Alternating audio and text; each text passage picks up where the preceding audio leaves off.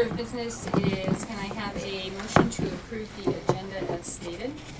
So moved. Second. All in favor? Aye. All opposed? Next is the consent agenda. Does anybody have anything they want to approve, pull from the consent agenda? I'd like to pull item 5.2 for further discussion, the fiscal part of that. Okay, thank you. Anybody else?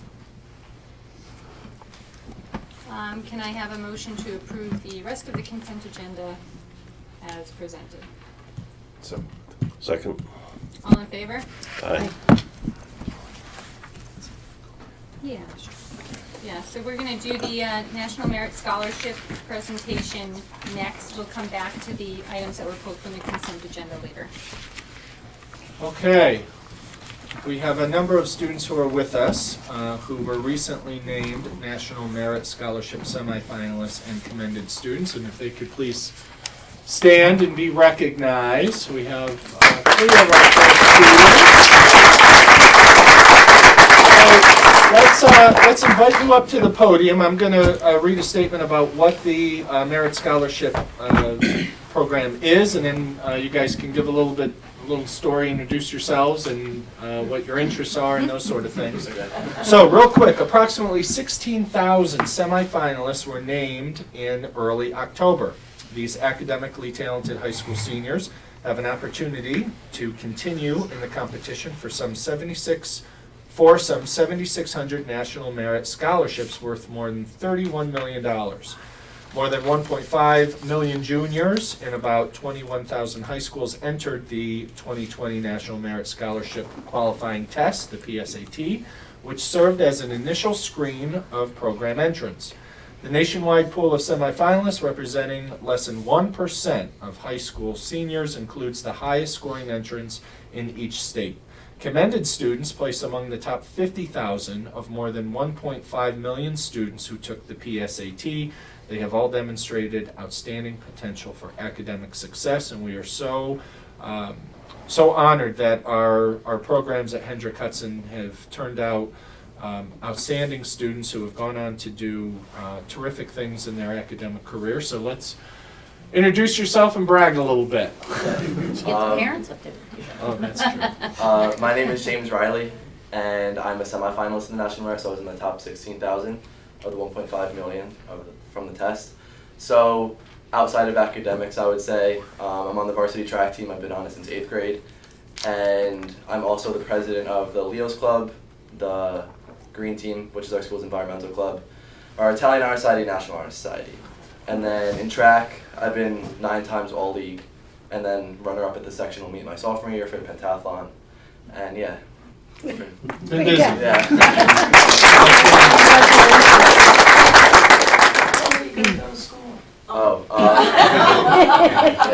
I recently committed to Johns Hopkins University for track and field. My name is Aditya Rajshekar. I was named a commended scholar for the National Merit Corporation.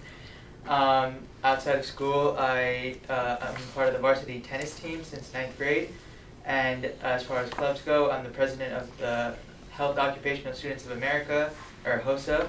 I'm the captain of the debate team. And as of today, I'm the co-president of the Math Honor Society at the high school. Wow. And I do not know what college I'm going to. Applying. It's for you. Hopefully we'll find out soon. Okay. I'm Julian Yu. I was also a commended student this year. Outside of school, I'm on the varsity cross country and track and field teams. And as far as clubs go, I'm part of the National Math and Hispanic Honor Society. I'm the treasurer of Green Team. I'm in HOSA also, and I also work in United Sound, which is the music program we have for the Sailor program. We teach them music and help them read. So yeah, and I do not know what college I'm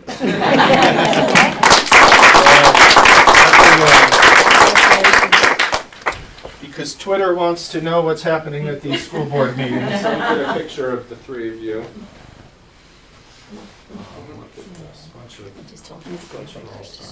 All right. Congratulations. Good job. Coming. Good luck. Let us know what you decide.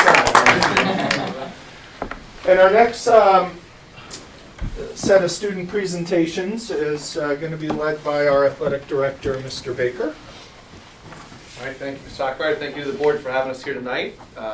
Congratulations to those 3 student athletes as well, and it's very well represented in our district and our community, so congratulations to each of you. Mr. Stockbridge asked me to come tonight with some of fellow student athletes who are great leaders of our district and community and in our school, and they're here tonight really to be very happy and to give their positive thoughts of how wonderful it is that on October 2nd of 2019, our facility that we've been waiting for opened up to the student athletes of our school, and they've had some great opportunities to be out there already. The early reports have just been phenomenal. The kids love being a part of the facility and having the opportunity to participate on it. The officials that come, the opponents that come, everybody has raved about, the aesthetics and how it just is booming for our district and what it's been. So, it's a really proud time for us to be Sailors here when they're coming. I'd also like you to know that it's also done a lot for us across the state and in the section. And just since we've gotten it, I've worked with members of the State Athletic Association, and we've been awarded, on November 5th, we were awarded the boys semifinal New York State regional game in Class B. So we'll have 2 schools coming from areas of the state to participate here at our facility. In the spring, on May 28th, you'll hear a little bit more about this, we were awarded the Section 1 Class B track and field championships. We'll host that entire field that day. We did that a while ago. Coach Bailey and I started, I was here earlier on in my tenure here. We'd had that, and we lost it, and now it's back, and I'm glad to have that back for us.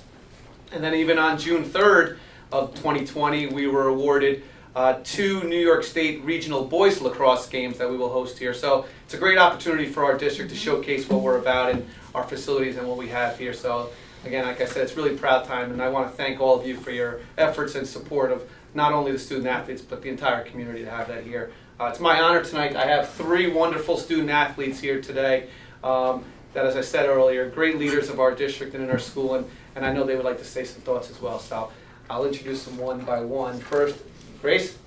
Grace Moretti is a junior multi-sport athlete for us, and she would love to come up and say something here.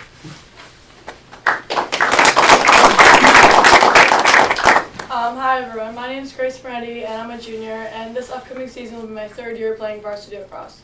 For about 4 years now, we've been taking buses to many different turf fields that are very far away, and it's put a strain on all of us. Now that we have our own turf field, we don't have to worry about getting home super late and not being able to do our homework and not getting enough sleep. This field is going to make practices and games much easier and more enjoyable for everyone, fans and players included. We've been waiting patiently for so long for this field, and now that we have it, we cannot be more excited for this season. Thank you for your time. Thank you, Grace. Senior multi-sport athlete for us, Michael Tosi. So, Michael. Good evening. My name is Michael Tosi. I'm a senior captain for the Hendrick Hudson football team. On behalf of the football team, we're very pleased with our new track and field. To get the opportunity as a senior to play the first season on our new field is truly incredible. None of it would be possible without the community stepping up to pay the taxes to finally bring a new turf facility to Hendrick Hudson. The school district, the contractors, and the architects did a tremendous job of making sure everything was finished correctly. I think I could speak on behalf of all of our athletes at Hendrick Hudson and say that it is a great time to be a Sailor. Thank you. Thank you, Mike. My final senior is Eli Aronson. Grace and Michael might have talked about the nice turf, but Eli is much happier about the other half of the project, and that's the track facility part of it. So, Eli Aronson, another fellow, great senior. Hello members of the board, my name is Eli Aronson and I'm a senior on the varsity track team who competes in the high jump. I know that my teammates and I are beyond thrilled to have access to the new track and throwing circles. Not only does the new track feel much better to run on, but the new pole vault and long jump runway will help our teams practice more on the days when the field is in use. With the new track, I know that my teammates and I will have a better opportunity to improve with a literal spring in our step. For me, the extra room within the high jump circle is just what I needed. And now I can start my jump from a track surface and not on the grass as it was previously. With our new facilities, we are now able to host the annual Section 1 Class B Championship meet, which is really exciting for me so that I can close out my career on the home track. This new track shows the community's support for our athletes, and we cannot feel more prideful in our community and their support to student athletes. Thank you and have a good night.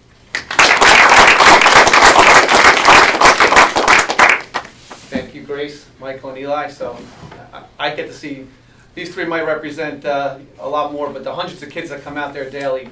Today we had our modified football team, and it's the only football field in the district, so they played here. And seeing the younger student athletes coming out today for the very first time was rewarding. You know, every one of them came out smiling and say they can't wait to be a part of this for the next few years. So once again, I just want to thank the board and all the administrators for all of your support and efforts throughout this, because it was well worth it.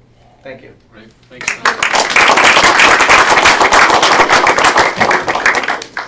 I'd like to thank the students for coming out tonight. It's great to see you. You know, we do this on behalf of our students, and it's really nice to see some smiling faces out there. All right, Okay, go back to you can now our go boring home and little do your business. homework. Now's the time to escape. Thanks for here. Good night. Good night, everyone. Okay, so our next order of business is to discuss the items removed from the consent agenda, and we will start with that budget transfer, which was item 5.2. And Lisa, you had questions? I just was hoping to have some greater clarification on the budget transfers that were involved with that, because they were dealing with such large sums of money, several $1 million, and I just wanted to understand. Were abbreviations in there that I'm not terribly familiar with, and so I was just hoping we could explain that to me. We can go one by one. The first one, what happens every year is that Laura needs to have all the order for all the computers by June. We cannot order those computers. We cannot finance those computers until July. So I need to lend Laura the money so she can order them. So by September, everything is ready. So that's the first $409,000. So what happens is Laura has the money, so he orders the computers. We get the computers, and then during that time we finance it with a lease, and then Laura, with the lease, would pay the other parts of the other part. So that's the $409,000. For the $33,000 is exactly the same as the second part of the computer lease. Then in school business, we always need to transfer money to pay for capital projects from the general fund to the capital fund. So every year, when we pay the debt and the interest, we have to do it through the capital. So we need to transfer money from the general to the capital. And so that's what the almost $4 million is then, is the transfer from the general to the capital? Yeah, Okay. that's transferred to other funds, the capital fund. Okay. Is it correct that these are all for last year? Yeah, all this is for last year, which we need to do it by the audit. So the auditors have looked at this? Oh, yeah, actually that was. They prepared the journal entries, or? No, okay. we prepare the journal, we prepare everything, but that's what they did.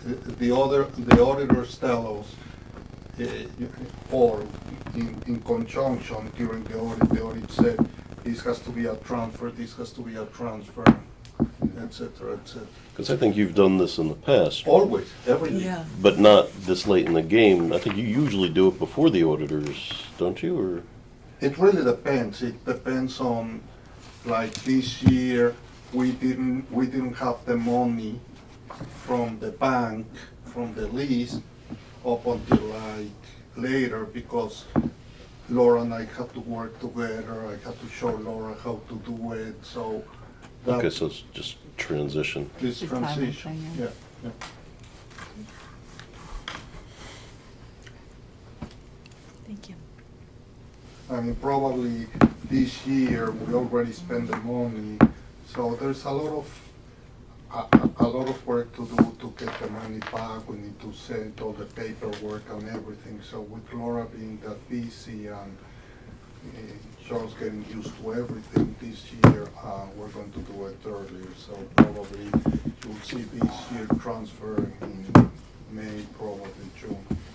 Because also, I like to get all the money together so she doesn't have to make several applications, because it's a lot, the applications are long. Thank Any you. other questions? Nope. Can I have a motion to approve the budget transfers as presented? So moved. Second? All in favor? Aye. Aye. Any against?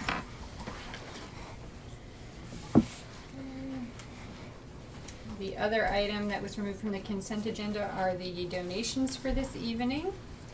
Our first donation, giving my computer a chance to boot up here, we go. To approve a donation for the Real World Here We Come classroom project. I hope we have, no, thank you. The district received donations for the following items for the Real World Here We Come classroom project initiated by Catherine Graves, who works in the high school sailor program. You can see the items that have been donated. So thank you very much to Catherine Graves for initiating this project. And the second donation is a donation for $1,110 from an employee of New York Life. Thank you very much to that employee. This is a recurrent donation we see frequently. Can I have a motion to approve the donations as presented? Second? All in favor? Aye. Aye. This brings us to the hearing of the public on non-agenda items. The Hendrick Hudson Board of Education welcomes public comment at this portion of the meeting. To maintain an orderly and efficient meeting, the board has established the following guidelines. Each speaker is permitted 3 minutes for their comments and must be recognized by the board president. All comments must be directed to the board president. The board will listen to comments and input but will not necessarily debate or discuss items. Operational matters will be directed to school administration for handling. The board is not permitted to address personnel or individual student matters in open session. And the board will reserve the right to limit repetitive comments in order to give time for everyone who is wishing to speak. If anybody wishes to speak, they should have signed up with Ms. Galante before coming up to the podium. Do we have anybody this evening? No. Okay, so we have no comments. We will move on to the superintendent's report. Yes, before I turn it over to our team to talk about some happenings over the last few weeks since we last met. Today was National Unity Day. I'd like to thank our PTAs in all 5 of our buildings who led various Unity Day, promoted and led various Unity Day activities in the schools today, which is sponsored by the National Bullying Prevention Organization, because this is National Bullying Prevention Month. I'm going to tell you a little bit about Unity Day.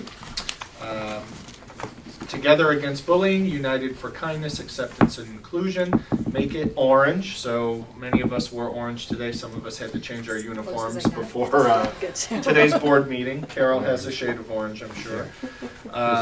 Make it orange and make it end. True colors come to show what you believe, that all youth should be safe from bullying. Come together in one giant orange message of hope and support. Wear and share orange. So numbers of different faculty got together and wore orange and took pictures and posted them on social media and other places. So I wanted to thank the PTAs for organizing awareness around that very important topic. We received a very important piece of hardware in the mail, and it is right here, recognizing our school district as, and our high school as the top 100 high school in the country.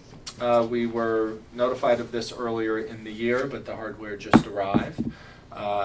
Each year, thousands of high schools across the country are ranked based on a number of factors, which include college readiness, reading and writing math proficiency, underserved student performance, college curriculum breadth and graduation rates, and Hendrick Hudson was ranked 80th in the state out of more than 800 high schools, as well as 843rd nationally. So this is a very nice recognition, and we will display this proudly.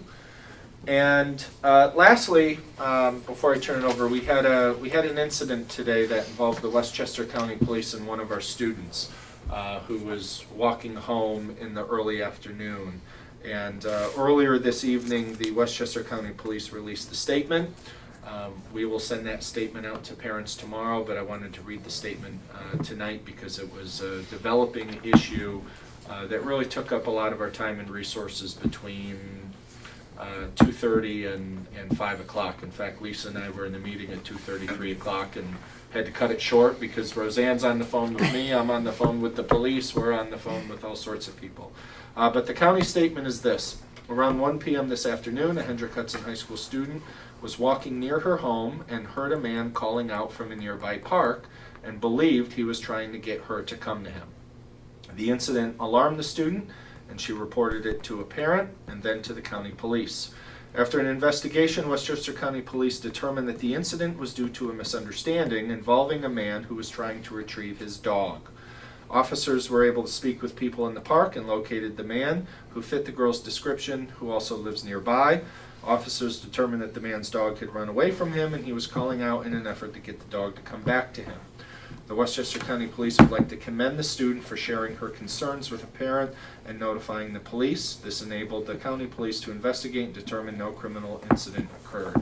And this is just one of many examples of where we try to teach our students, if you see something, say something, whether it's in the community, whether it's on the school bus, in the cafeteria, in the bathroom.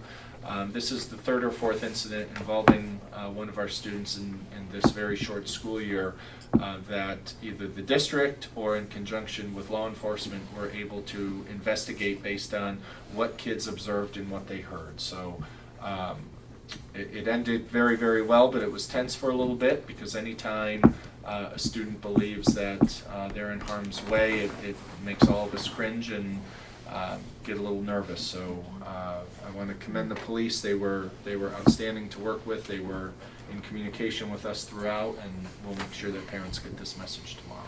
Coincidentally, one of the things that we tell our kids very frequently is that one of the ways that people try to lure young children away is by saying, "Can you help me find my pet? It's lost."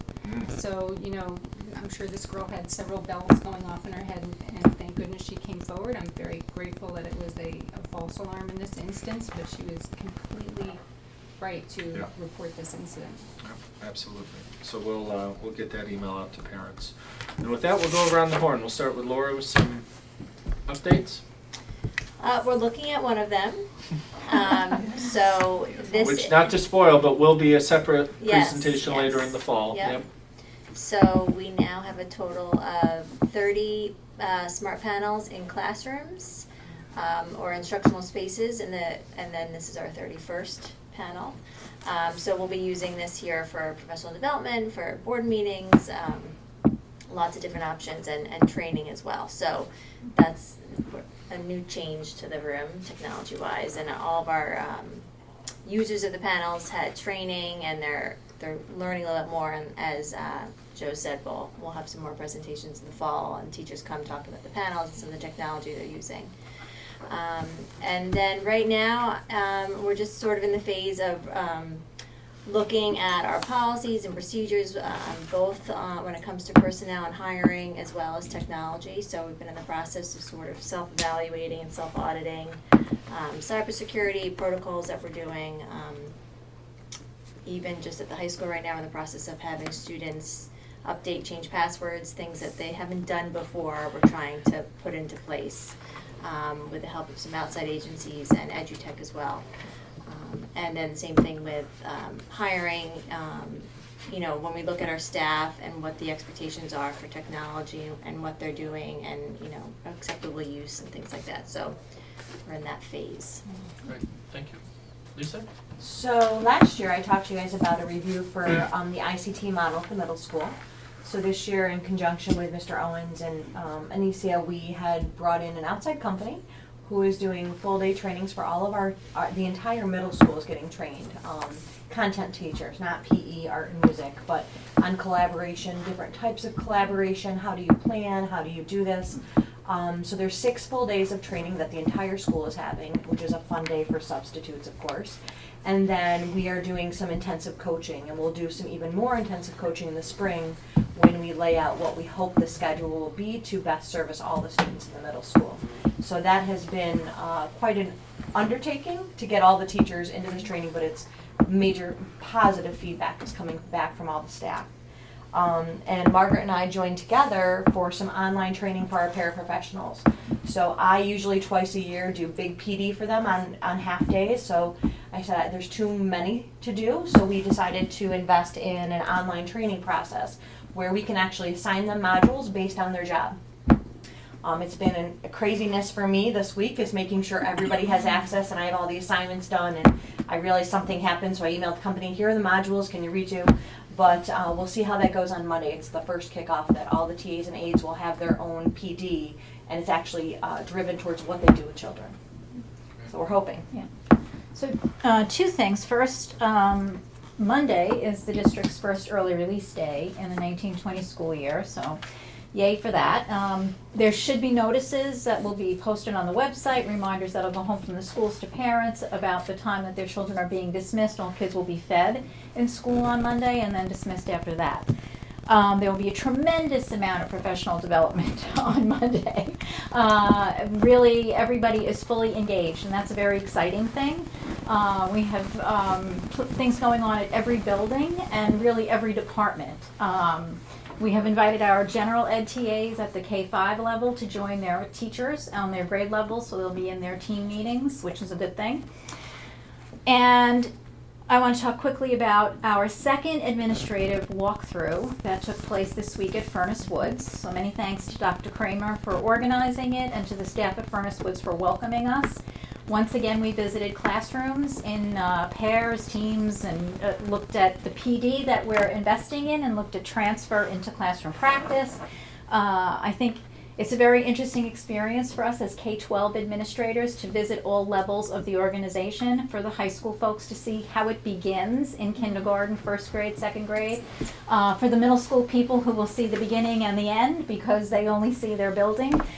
We're really enjoying the professional learning experience as administrators, and I think I'm very proud of what I'm seeing in classrooms with teachers. So it's been, so far, a rewarding experience for us that we're looking forward to continuing. We estimate, unless something happens, that we should be able to make 2 visits to each school in this school year.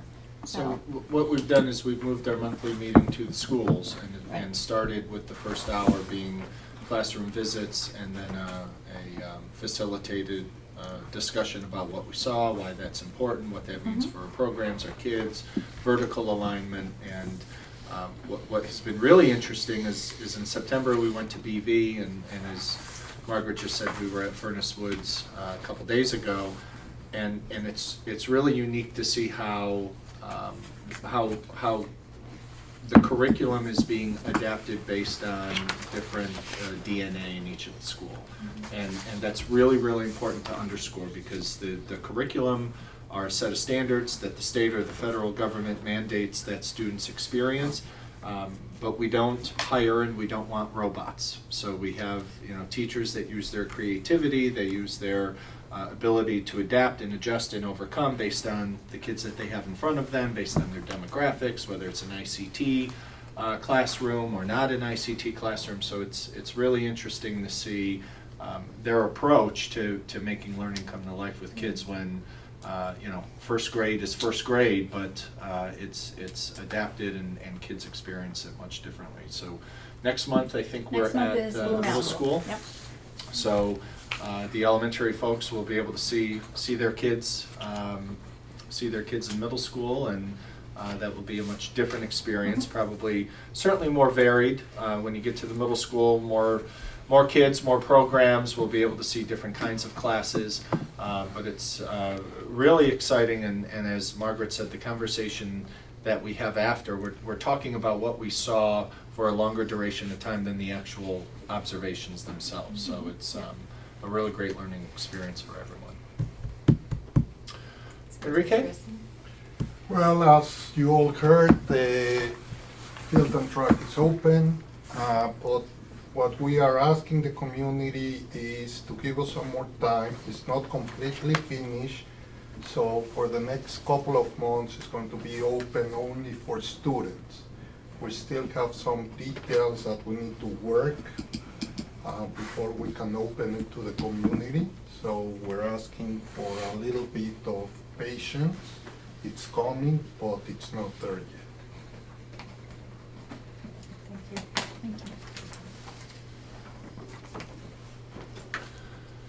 I just have a couple other updates just for your calendar. Last weekend was the BV PTA Big Fall Fest fundraiser. I was able to attend and spend some time in the sunshine. It was, boy, did they luck out.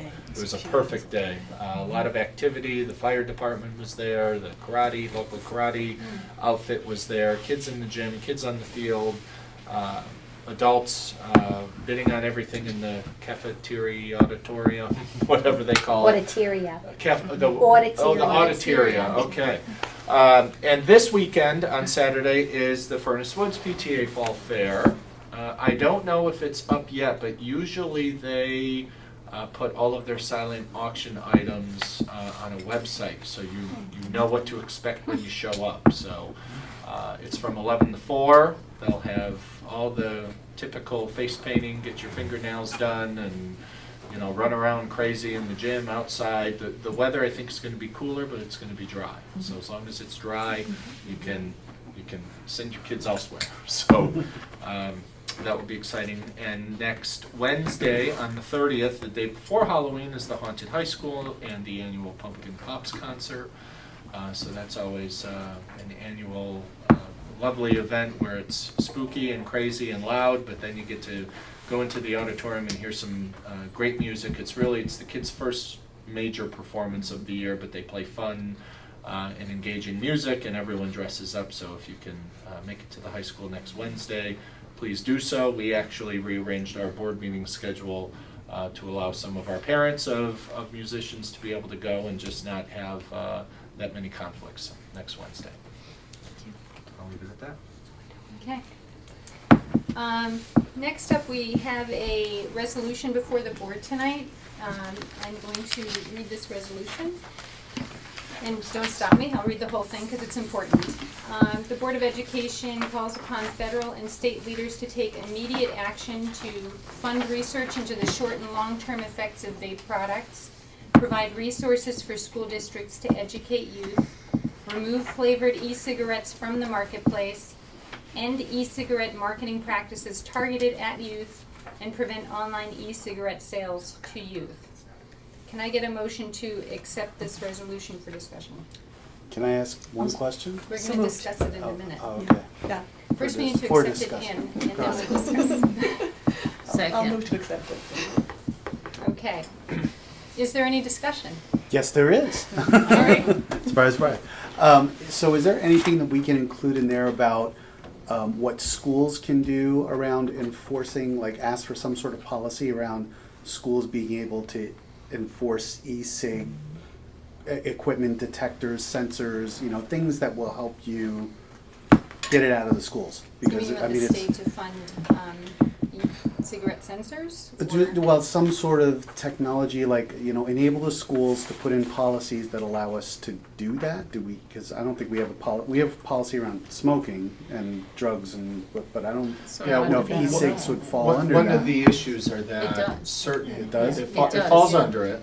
Okay. First of all, and we do have sensors in the bathrooms. The issue is some of this high tech, some of the high techness of the vaping doesn't emit an odor that triggers the sensor. And I'll let Laura, if she wants to remember her days as an assistant principal, going through that process of working with kids that are vaping and we know it, but it's not triggering the sensor. So are they e-cig sensors, like vaping sensors? Because read that there's new technology that schools have put in place that detect e-cig and vaping specifically. And we do that, and we're not gonna tell you where. Okay, okay. So yes, the it's good to know technology that it's being exists, done. we embrace it, we use it, and we try to combat it. And I guess that's not something we need to ask federal and state leaders about, Well, since we already have it on our policy. And that's fine then. So Yeah. tomorrow, if the board approves this resolution, we have a 2-page letter. Most of it was written by Westplex in terms of very succinct data around e-cigarette or vaping use and the detriment and all of those things, which was in the policy document that, or in the resolution document that Lisa forwarded us and that Carol sent out a couple weeks ago by email. So we're going to pressure our local assemblywoman, our state senator, and both of our federal senators to ban it. Westchester County is deliberating on it. They're actually considering a county-wide ban, which helps if you're in Westchester, but we live on the border of 2 other counties and another state, so it doesn't completely exacerbate the issue. So ban complete use of e-cigs? And the sale. So regardless of age? I'd have to look at it. I think it's to ban the sale of e-cigarettes in Westchester County. All right, because the reason I ask is, I mean, cigarettes are proven to be more hazardous to your health than e-cigs. So why is it okay for one and Well, I not the other? have a political answer. Okay. Is lobbying, and I think what happened at the federal level is the White House had a forum on e-cigarette use, and the president made a declaration. He may have even signed an executive order, I'm not sure, but basically saying we've got to get this away from our kids and get it out of our culture. But not and cigarettes. Then, Well, I think part of the issue is that the e-cigarettes are so easy to hide, Attract kids to. and they are so high in nicotine that they're even more addictive than the They cigarettes. may be worse, actually, if So, you think of how yeah, many kids have died health-wise. immediately, Right. you know, and They're they've up only to been around. 33 now. So it's a who've lot done it. easier for kids to sneak these things and to If they've hide been them smoking, they'd still be. than it is for cigarettes. I mean, you've got cigarette odor, and you've got the actual cigarette and the smoke and whatever else, and with the vapes, it's a lot easier. So the Yeah, county is stink from vapes. considering banning all flavored Vapes. e-cigarettes and Flavors. vaping products. Flavored. Flavored is the difference, yeah. Flavored. So it's That- not all e-cigarettes, So I it's just posted- the Okay, flavors. then Yeah. I Yeah. understand that then. Yep. Yep. Okay. Because the flavors It's really targeted. targeting. That's what really yeah. targets and Yeah, attracts it's the targeting kids. the children. Yeah. And I think students feel that there's because it's so new, they don't think it's as bad as cigarettes. But as Carol was saying, the nicotine is so much higher, so the use is much more. They can hide it much easier. Kids are sometimes inhaling the vapor instead of blowing the vapor out, which can cause a lot of damage to lungs. And again, the addiction is much higher because of the amount of I nicotine. saw a news report the other night that a lot of people that are using vape pens wake up 2 or 3 times a night, and they have to do a puff or 2 before they can fall back to sleep, which was not happening with cigarettes Yeah. because the nicotine is more pure and higher. I have friends who use the vapes thinking that they were a good alternative to cigarettes, and I asked them about them, and they're like, yeah, I didn't realize that's what it was, but I've been waking up a couple times a night, and I have to do a puff or 2 of the e-cig before I can go back to sleep. And it's really created, it takes a lot of time and resources of our high school staff and our school resource officer. They are now outfitted with the technology to be able to test the liquid to determine if it's vape or if it's THC or CBD or what have you. And part of our discipline process outlined in the code of conduct is students that either vape very, very regularly or those that have a controlled substance in it come to me through a superintendent's hearing. Through the first, I'll estimate 2 months of school, we have not had any superintendent's hearings around that topic this year, and at this point last year we had 4. So That's good. That's It's a good. good trend. Just last conversations. I think kids are getting scared because there's Yeah. been such a huge Sure. increase in the illnesses and stuff, and so they're realizing realizing that it's the Right, Awareness. I think at first Awareness. they were presented as a healthier Yes. alternative to get off of cigarettes, and now that It's we're just finding big. all of these issues with the lung issues and the It's addiction killing issues, kids, that it's like like immediately. terrible. And it was an issue a number of years ago. It might have been one of the issues where I was first introduced to Lisa when the store down the street Yes. from the high school, the vaping store in that red building. Lisa led an effort of parents with us to petition the town of Cortland to basically say, you can't let this happen. And it was allowed to happen because they were outside the drug-free school zone. And even if they weren't, at that time, vaping and e-cigarettes weren't considered part of nicotine and all of that kind of thing, so. It is still there, unfortunately. Yep. Right. So with this resolution, it will be a communication out to our families. We have a couple videos, parent support videos about the dangers of vaping and e-cigarettes that BOCES produce. So we're going to have a communication package with the resolution, a copy of the letter to our lawmakers, as well as those videos. We've shared the letter with our PTAs so they can have a similar discussion at their meetings and advocate as well. So you know, we're getting everyone on the same page to combat this, because it has taken up too much time and energy, but now we're talking about the physical health of kids, and that's, you know, sadly it takes those sort of incidents to get people's attention, but I think we have their attention now. Does anybody else want to make any comments on this before we are voting on it? No, thank you, Lisa, for bringing this forward. So I think we are ready to vote. All in favor of putting this resolution forward? Aye. Aye. Any against? Okay, thank you. And next on the agenda is our Indian Point update. Mr. Hochreiter will tell us where we stand. Yes, there have been some developments. There have been some non-developments, but we'll try to focus on the new information. We start this conversation with an outline of our district, of who we are. So this is our infographic that we've been updating for the last handful of years. We are in the process of updating our infographic based on current year data, but this is sort of who we are and what we're about from the 2018-19 school year. And this data and these successes and these accolades didn't happen by mistake. They didn't happen overnight. And we have committed to make sure that these accolades continue even in the aftermath of Indian Point and the financial agreement that we have with Indian Point.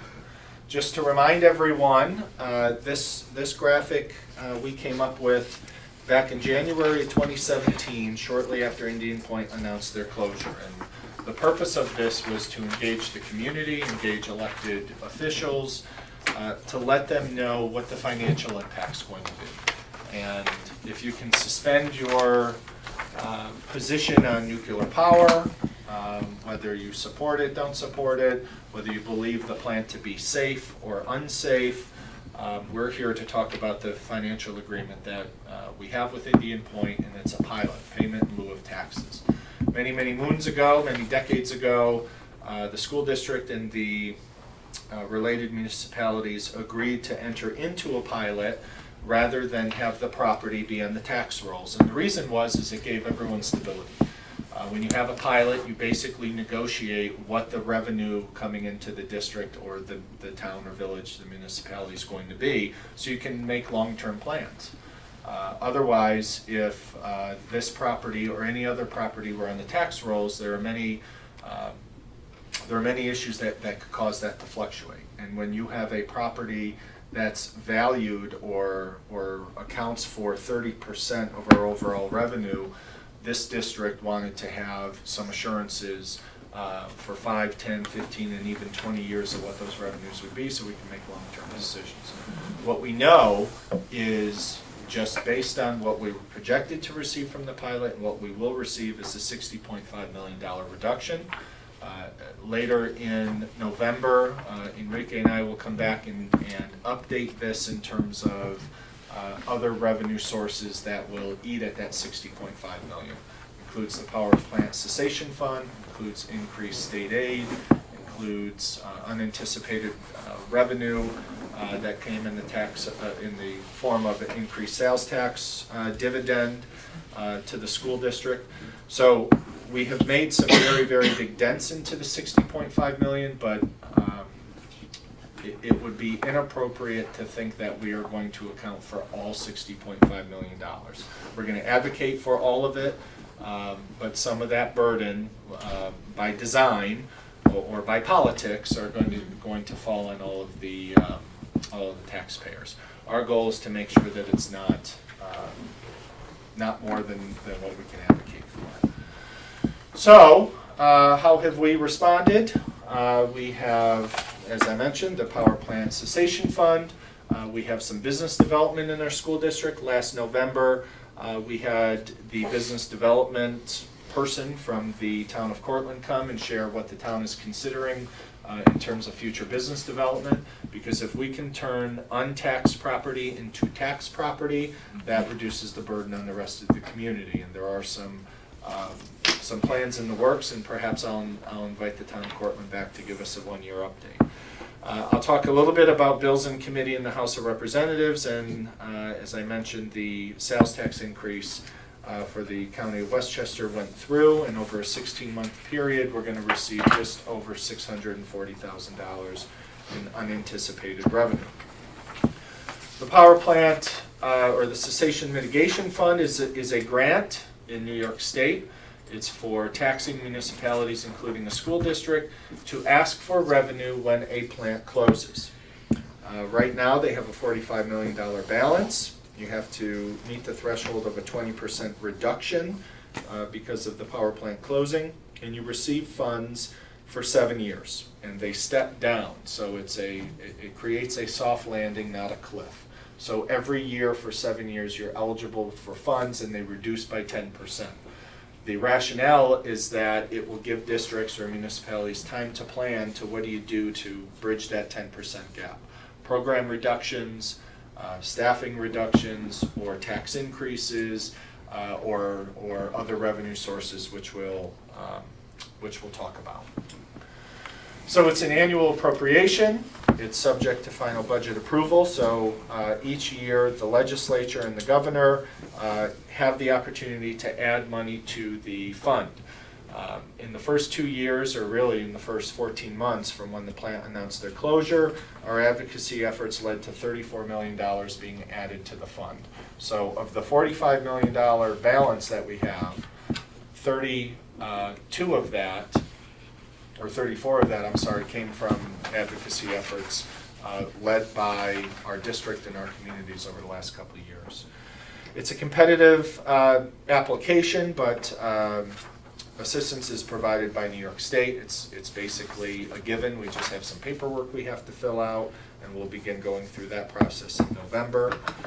The Mitigation Fund right now will zero out in 2023, so it's fully funded to support all of the municipalities until 2023, so more money needs to be added to it. And there is a funding mechanism that's being discussed in Albany right now.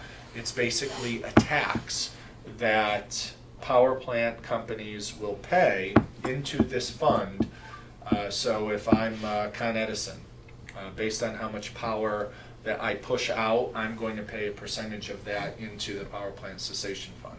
If I'm a new wind farm being proposed on Montauk or out in the Hamptons, part of the demand will be however much power I push out, whether it's a wind farm, solar farm, gas power plant, that there will be a revenue stream that will come from their dividend. So it won't, any addition to the cessation fund won't come as a budget negotiation, it will come from the power plant companies. And that's a shift in strategy. I think it's a good one, because what we don't want to do is we don't want to have a debate every year about adding $10 million to the power plant cessation fund or $10 million to fund schools or police officers or you name it. So that's that funding mechanism is being debated right now. Business development, I was right. It was late November of 2018. There have been discussions about dividing up the site, the Indian Point site, for future development. Indian Point has rejected that proposal because they need to sell the property first. And they don't have authority to divide up and sell the property until they sell to a decommissioning company, which I'll talk about a little bit later. There's been a discussion of some riverfront development, some restaurants, some boutique shops, trying to create, if you've ever been to Cold Spring, trying to create that type of environment to the extent that the available property will allow, but trying to make that a destination not just for our local community, but a destination for folks who come up on the weekends from the city. Significant development and opportunity at the train station and other parcels within Cortland, but outside of our district. So that certainly would help reduce the tax burden that we pay in terms of town of Cortland taxes, because if there's business development in the town of Cortland, that would reduce our share of paying the Cortland town tax. There have been discussions of ice skating rinks and shopping centers and all sorts of things. So even if there's development within the town that's not in our district, we still would benefit from that. In Congress, Congressman Nita Lowey back in 2018 recommended a number of policy proposals that went to the Energy Committee and died, but they are going to be re-upped in this current legislative season, and she's committed to reintroducing those and pressing for those, because it now is public knowledge that Nita Lowey is not going to seek another term in Congress. And in conversations, regular conversations I've had with her chief of staff and her local liaison, that these always have been priorities, but perhaps a little more of a focus now for the Congresswoman as she's sailing into retirement. So the policies include removing nuclear waste from our Communities Act. This is basically getting rid of the spent nuclear fuel. If the power plant is too close to New York City to operate, then the spent nuclear fuel should also be too close to New York City to sit in a cement block, is basically the theory behind that. So that policy proposal would task the federal government with removing the spent fuel, and if the spent fuel gets off the property, the easier or quicker it would be to redevelop that property because you no longer have nuclear waste on site. The Safe and Secure Decommissioning Act, again, this is a fancy word for providing an interim storage facility. And I'll talk a little bit about Holtec, who is slated to decommission the plant. But the quicker the fuel gets off of the site, the quicker that property has the potential to be redeveloped. A typical lifespan of a nuclear power plant that is decommissioned, it takes 60 years from the day you start decommissioning, which is basically taking the facility apart piece by piece. 60 years between when you start taking it apart and when science tells you that there should be no more trace of radioactivity on the property. 60 years is a long time, and we won't be here to see it. And this policy is to push the federal government to find an interim federal solution. Because when a nuclear power plant in our country closes, the federal government plays a role in oversight, and this policy suggests that the federal government or the Nuclear Regulatory Commission should be responsible for storing that fuel. Another policy proposal is a redistribution of fines. Right now, the NRC, the Nuclear Regulatory Commission, charges fines if you're not meeting specific requirements, and the monetary settlement of those fines goes to the federal government, not to the communities. And what the Congresswoman is proposing is that those revenues from fines need to go back to the community. It's sort of like paying a traffic ticket. If you get pulled over in Peekskill, there are two fines. There's a processing fine, and then there's a fine for a parking ticket or speeding, and that goes back to the local government.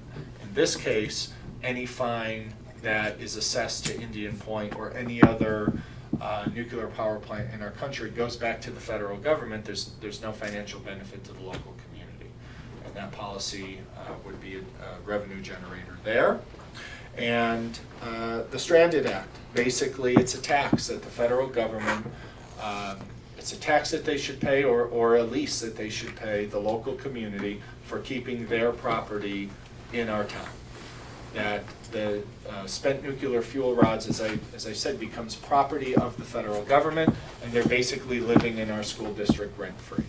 And her proposal discusses that.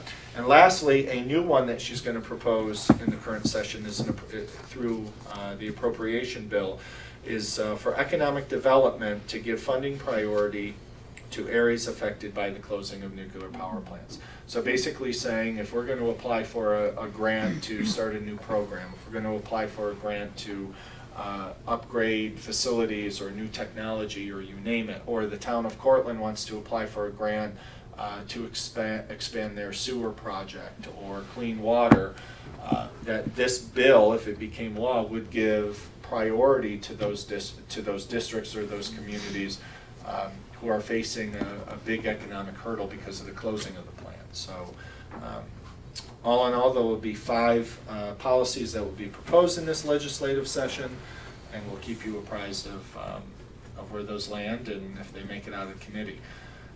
One of the good things about this issue is that there are nuclear power plants all across the country in congressional districts that are represented by Democrats and by Republicans. So this is not a partisan issue.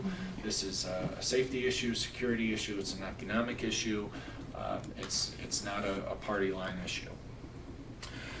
We have done some internal cost analysis. Eventually later in the spring or later in the fall, you'll get our audit report of our finances from last year and how much money we drove to fund balance, but we're taking a look at high school electives, we're looking at middle school programs, and very shortly we're going to publish a report about elementary redistricting and potential savings that could take place if we organize our K through 5 kids a little bit differently. So that report will get published to the public in probably the next 5 to 10 days. County sales tax increase happened. When I last presented to you, it was still up for debate and still up to the governor to sign and approve. But in short, we are going to receive $650,000 of unanticipated revenue. That started back in August of 2019 and it sunsets in December of 2020. It can be extended only if the county legislature extends it and the governor approves it again. But that was some good news. We don't like our taxes going up, but the analysis around this is that by tying it to sales tax, we have plenty of people that don't live in Westchester that spend money in Westchester, whether it's at the airport or hotels. I think I had mentioned before, we have teachers that drive in from Connecticut, from Rockland, from Dutchess County, and I know for a fact that they fill up their gas tank here, they go grocery shopping, they may go out to grab a cup of coffee. So the idea here is we're not taking from one pocket to pay another. It's that some of this revenue or a good chunk of this revenue is coming from people who don't live in the county. So $650,000 of unanticipated revenue is a little bit more than 1.5% of increase in taxes if you look at it that way. So that's a good revenue source for now. But the major news here, and the last few slides I'll focus on, is the sale of Indian Point to Holtec. Back in April, Entergy, who owns Indian Point, announced that they're going to sell the plant. That Indian Point Entergy does not want to do the decommissioning process. So what happens? It's basically like selling your house.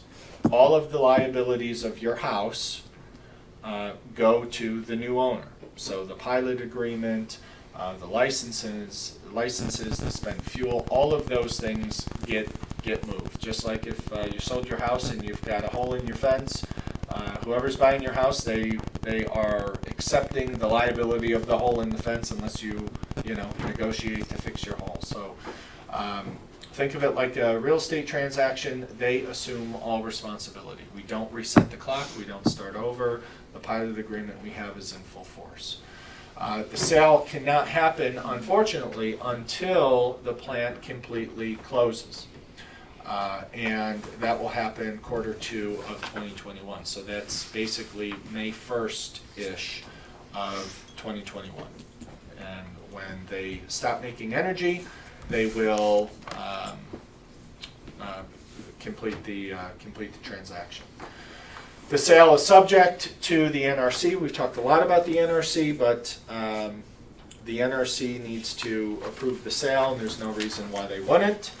A couple reports need to take place to the, or be submitted to the Department of Environmental Conservation, which is a New York State agency.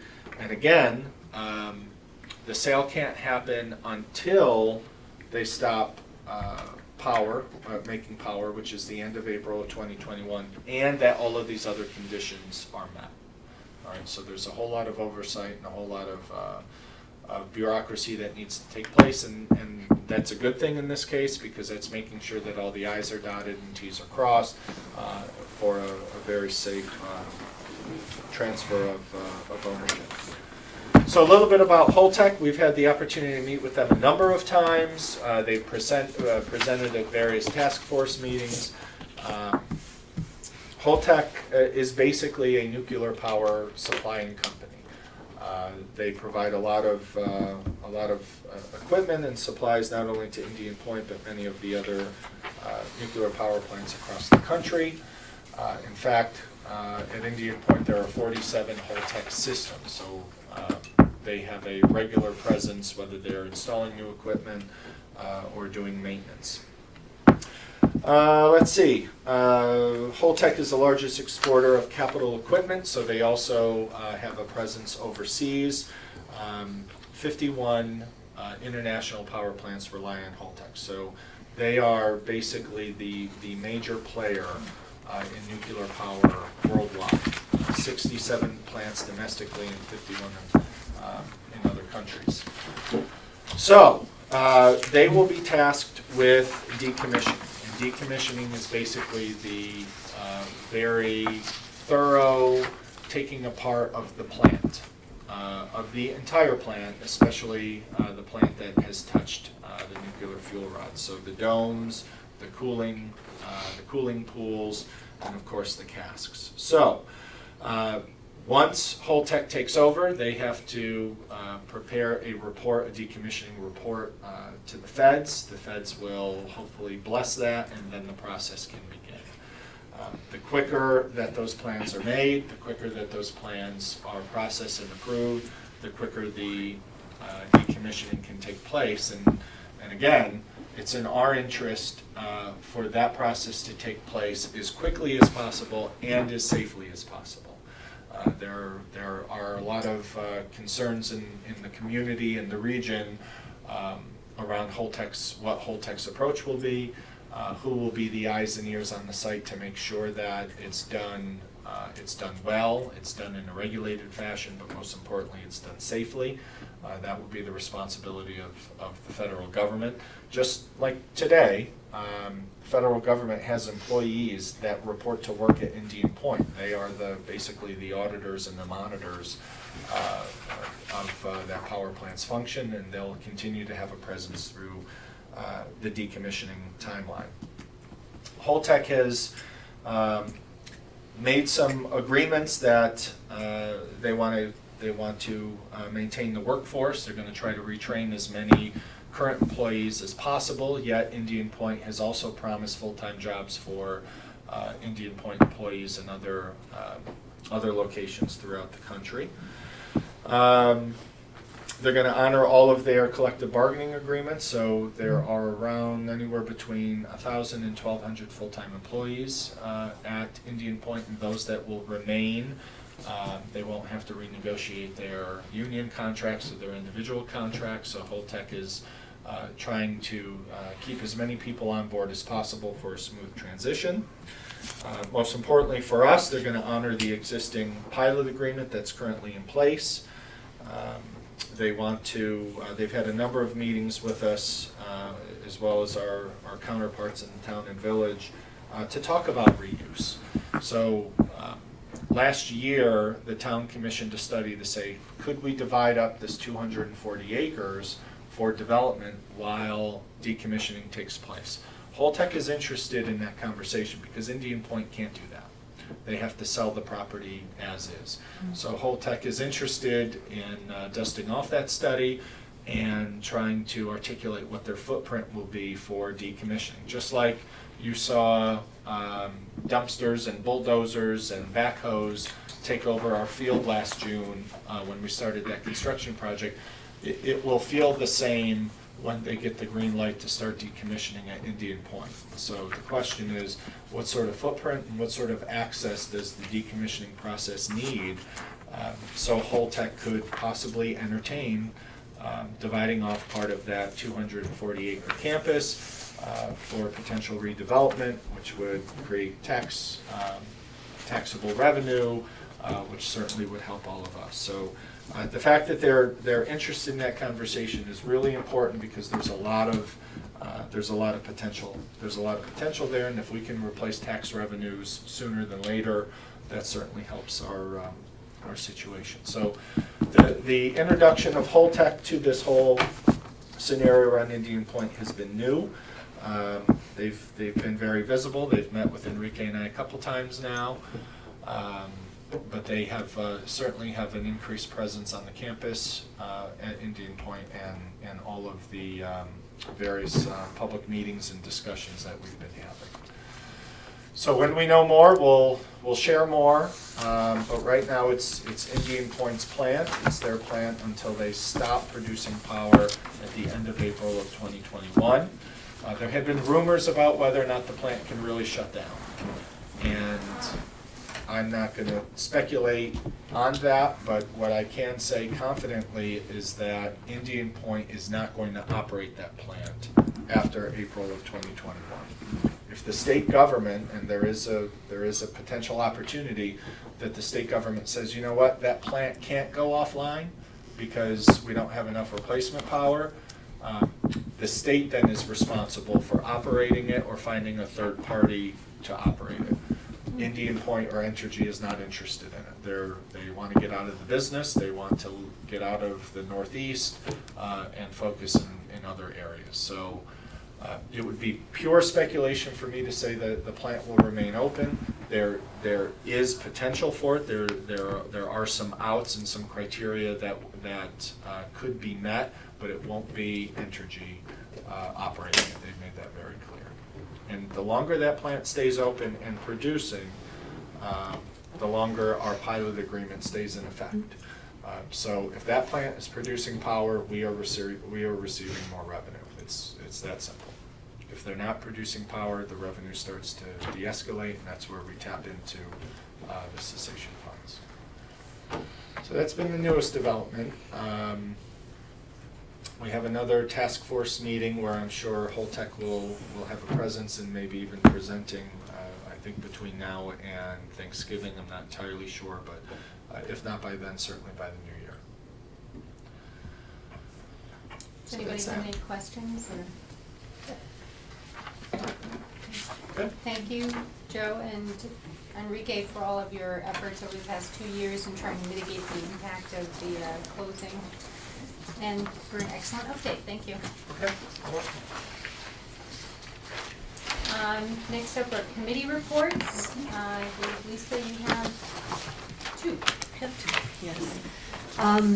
There was Westchester Putnam School Board Association sponsored a Promoting Mental Health for All event that I went to.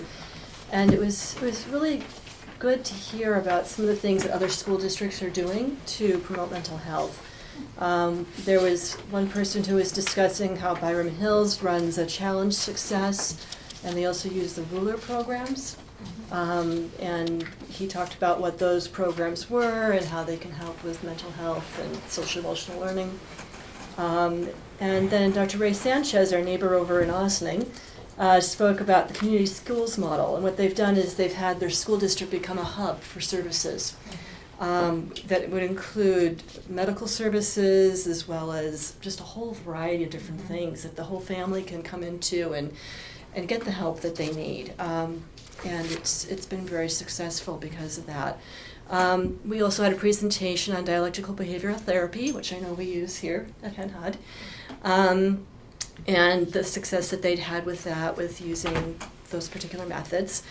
And then the last presentation was about mental health first aid, which is a really wonderful program which helps the people who interact with young people be able to identify and kind of separate what teenage angst might be from what a real mental health issue could be. And they're having some great success with it over in the Briarcliff Middle School with using that.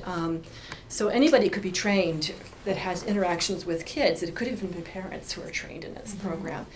And it gives you the information you need to be able to identify and really help a child to find the resources they need. It's not that you're going to be helping them through their crisis necessarily, but just identifying it and knowing what a real crisis is and what isn't. So that was those presentations, and it was really, really good. Also went to the safety committee, and all the building safety plans have been submitted to the New York State Education Department as required. Our district safety plan was updated and approved at the board meeting on September 25th. It's located on the district website under Department Operations, Maintenance, and Safety. And there's also a school emergency parent guide that's up there as well, which I recommend people take a look at. Same place as well. Building conditions survey would normally be done next in 2020. There's some talk that they may be restructuring that and putting that on a rotating basis. And I want to talk about that later. real quick. So the state has mandated for many, many moons, mandated that every 5 years school does building condition survey.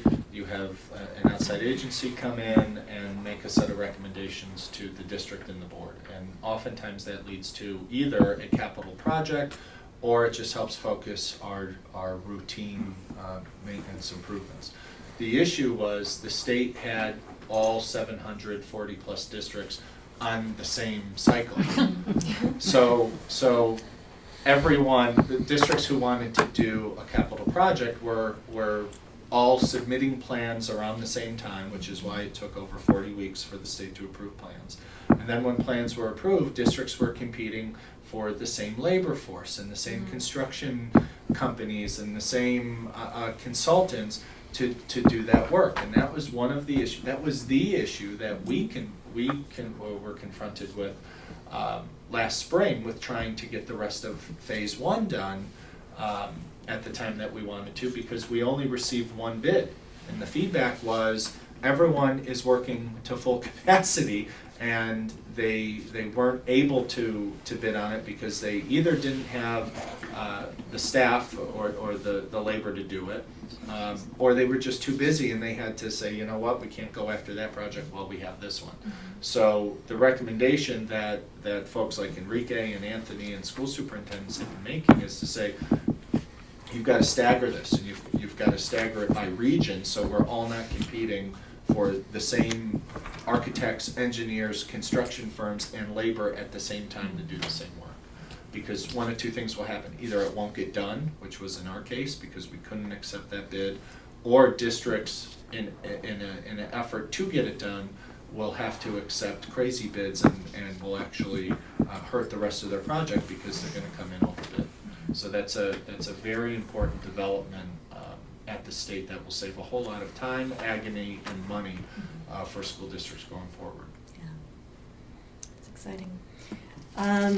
You might be seeing some bright yellow vests on people outside the school buildings in the next little bit, just to kind of help identify them for safety purposes, that they are there and in official capacity to maybe direct traffic, or to, if they're mother connection, that's who they are, to make it very obvious and very visible to people who they are. I think that's about it. Okay. Yeah, thank you. I think I was the only other committee report. The PTSA had their annual adjunct to the guidance presentation on applying to colleges. They had a parent panel, which is very informative for those of us who have kids that are approaching that stage or in that stage, question and answer session. And things seem to be going along very smoothly with the high school PTSA. Their membership drive has been fairly successful this year. Their fundraising's off to a good start. Oh, quiz night. Thank you. Joe was just reminding me the PTSA is hosting their first quiz night tomorrow. I know we were trying to get a board team together. Did that happen or no? Well, We had the 3 out field of 4 hockey team people. is going to sectionals, so I will Okay. not be there, Oh. unfortunately. And it also would have Yeah. just been intellectually unfair. Oh, Yeah. sure, yeah. Yeah, all those kids who know so much more than us. We were gonna bring some ringers onto the team, but. Yeah, so unfortunately, we were not able to field a team as the Board of Education. Perhaps next year there were just too many conflicts. And hopefully it will go off well. There were not that many teams signed up ahead of time, so there is opportunity to sign up that night as well. And from what I understand, most of the quizzes will be about Hen. A lot of the questions. So it's not, there'd be some random facts, but there'll be a lot of Hen quiz questions. So study up on your Hen history. Our new teachers can do that. I had them do some research on Hen Hut at the new teacher orientation. Oh, there you go. Oh, right. Yeah. Yeah. They're the ringers. Yeah, they're the Yes. ringers. We gotta have on board. Yeah, the newbies. Okay, so that brings us to our next audience comment section. The same rules apply as the first audience comment section. If anybody wishes to make an audience comment, they should have signed up with Ms. Quilante or can do so now. I got a question for you. I know I got to sign up. Let me do it up here. Thank you. I'm signing now. I'm signing now. But,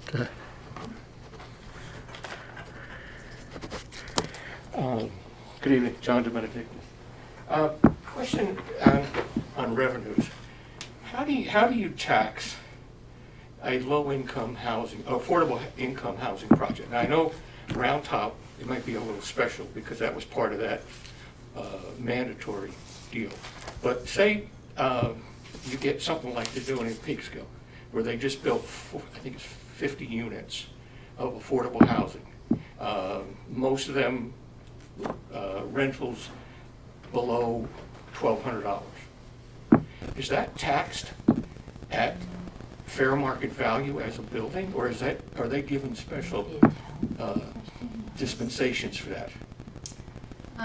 Since this is a comment section and not a question and answer section, I'll have Well, Joe the come comment back to is you the on fact that you're talking about your money and how much money you're coming through here. And this is a direct issue because in Peekskill, there's a fair-haired developer who has the complete backing of the Peekskill Common Council. And he's proposed to build, I don't know, I'm sure you must be aware of it, 152 to 154 affordable housing units. All of them will fall in the Hendrick Hudson School District. And so the question I have to you is, with 154 units, you know, how many children are you going to get out of that? And what would your tax revenue be? Would it be taxed at fair market value? Or do they receive something similar in subsidies to Round Top? That's my question. And that's what we're talking about, money here. Anybody know the answer? We'll get back to you. And like I say, and if you were to get 154 affordable housing unit, how would that affect your plans? Just a question, but I'd like to know, like I say, is that fair market or not? There's a person in town of Portland called. I'm sorry? There's a person in town of Portland called Tom Wake. He's the assessor. He's the person you should go. Okay. Because, like I Because said. he's the assessor. Yeah. And if But it's they- in the because they city, don't the own city, those the city of units. Peekskill has their own assessor, so it Yeah, the depends city on the of Peekskill. municipality. Yeah. Okay. Yep.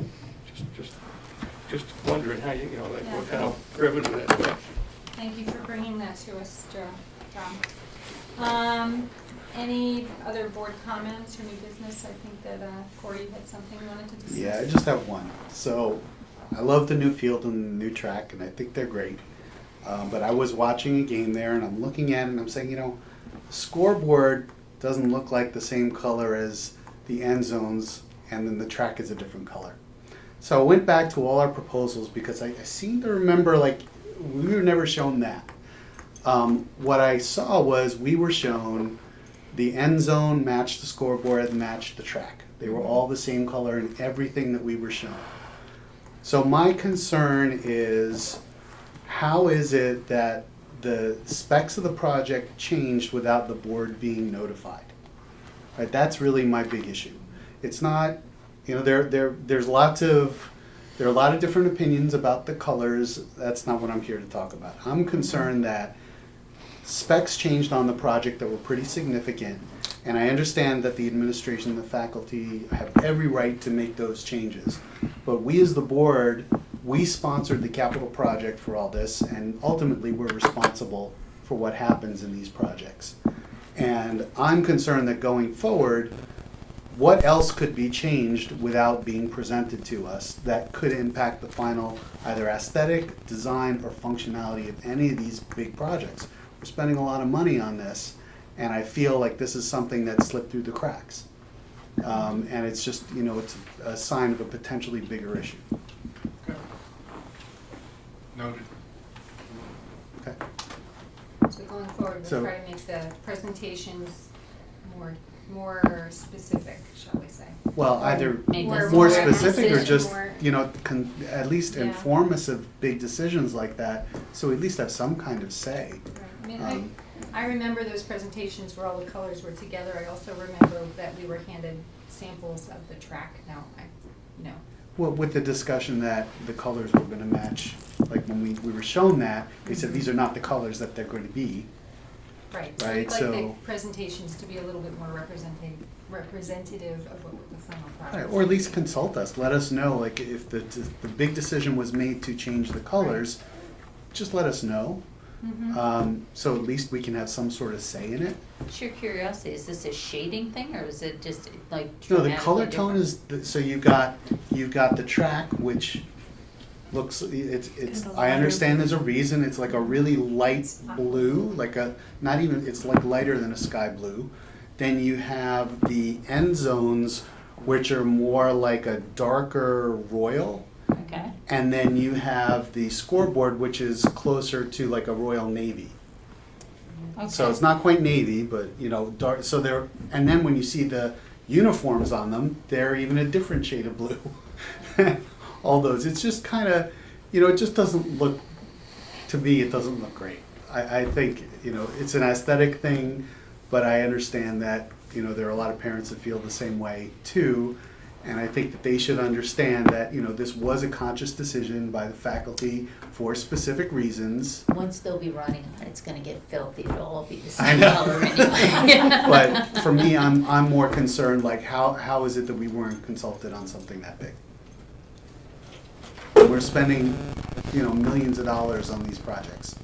Well, I don't know that it was a specific thing. I mean, that there Well, was I'll this- go back through the Yeah. presentations as Corey did. I know that we spent a lot of time with Tom Baker, and he had a committee, and we had some presentations that I think weren't intended to be exact in whether it's color scheme, but, Yeah. but likely just to delineate differences. I mean, Carol and I had a conversation that one of the potential images of one of the auditorium renovations had a wall that was red, but we wouldn't want red walls because we're blue, and I think, we can speak with those people who put those schemes together to be a little more overt, to say these are for, presentation purposes, not, final selections or those sort of things. But we should have been presented the final. I mean, especially Well, since our last that might- presentation but was that fairly might be then a close. conversation we have to have as a board, because we're gonna spend a lot of time picking colors. And I Yeah. don't- I'm not saying pick, I'm just saying at least be consulted if it's like, if you're gonna present something to us, present what it's gonna look like, so at least we have some sort of idea where we can give a little bit of feedback. Because if we all agree that that looks completely terrible, we're all in agreement. If there's some sort of other disagreement, we understand it's your decision, it's the faculty's decision. At least we had a chance to be consulted on. I'm not saying every little thing, I'm saying the big things. Okay. Well, we just have to make sure we'll need consensus on what the big Big things things are are. versus the little things. Right. 100% So at least agree. make the graphics look like they're gonna look. Sure. I guess. Well, or articulate that these are, you know, these are for representation purposes, not, Right. yep. Yeah, at least be clear. Yep, okay. Yep. Any other comments, new business? Anybody? No. Okay. I think that leads us to the end of our meeting. Can I have a motion to adjourn? So moved. Seconded. All in favor? Aye. Thank you.